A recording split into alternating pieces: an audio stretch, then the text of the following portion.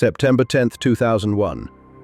A young doctor walks out of her Manhattan apartment and is never seen again. The next morning, the world watched in horror as the Twin Towers collapsed. But here's what most people don't know. Sneha Philip didn't vanish during 9/11. She vanished the night before. No one saw her at Ground Zero. No body was ever found.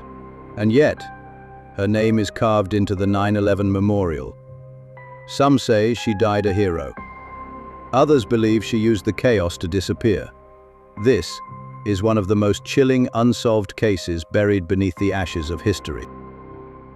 She was supposed to be home that night, on the evening of September 10, 2001. Dr. Sneha Philip left her apartment in Lower Manhattan to run a few errands. She stopped at a nearby department store. Security footage showed her browsing through clothes, cosmetics, and lingerie, alone, calm, and completely unaware of the tragedy that would soon unfold. It was the last time anyone saw her. The next morning, September 11th, the world changed forever. At 8:46 a.m., the first plane struck the North Tower of the World Trade Center. And in the chaos, thousands were lost. Smoke filled the sky, screams echoed through the streets.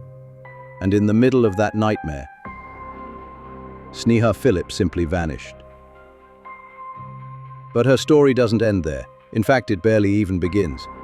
Sneha was 31, a promising physician full of fire and independence. She lived with her husband, Ron Lieberman, in Battery Park City, just a few blocks from the Twin Towers. Their relationship, though loving, had become strained. Sneha was suspended from her medical residency after a workplace dispute. She was dealing with stress, uncertainty, and according to some, spending nights out drinking and not coming home. But to Ron, she was still the woman he married, intelligent, vibrant, and fearless. On that September night, when she didn't return home, he assumed she'd stayed with a friend. It wasn't unusual. But by the next morning, the unimaginable had happened, and Sneha was nowhere to be found. Her phone went unanswered. Her name didn't appear on any hospital records or rescue lists. No one saw her near the towers, and yet her apartment was just blocks away. Could she have heard the explosion? Could she have run toward the danger to help? She was a doctor. It's what she did. Some believe Sneha raced toward Ground Zero, that she died a hero, crushed in the rubble trying to save lives.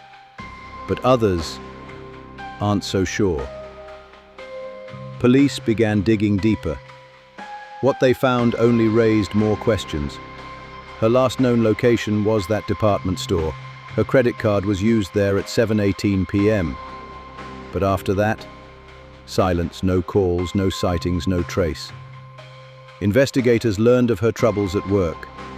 Reports of heavy drinking, a court case, alleged arguments with her family, and perhaps most telling of all, a pattern of disappearing for days at a time.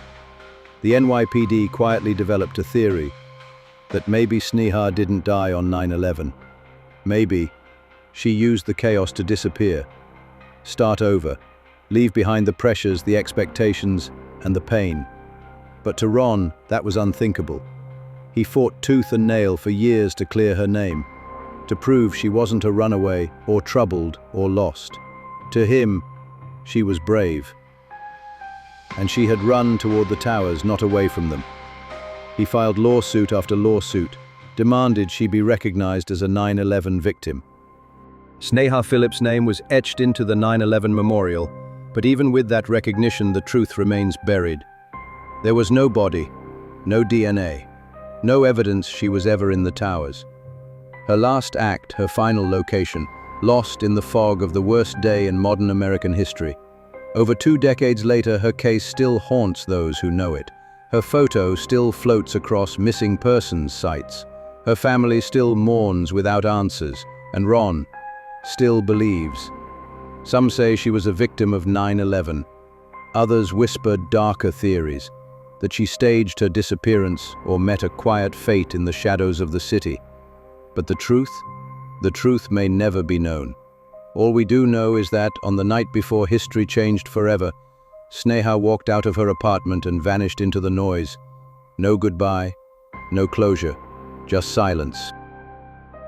For more strange disappearances and unsolved cases, subscribe to Whispers Unsolved.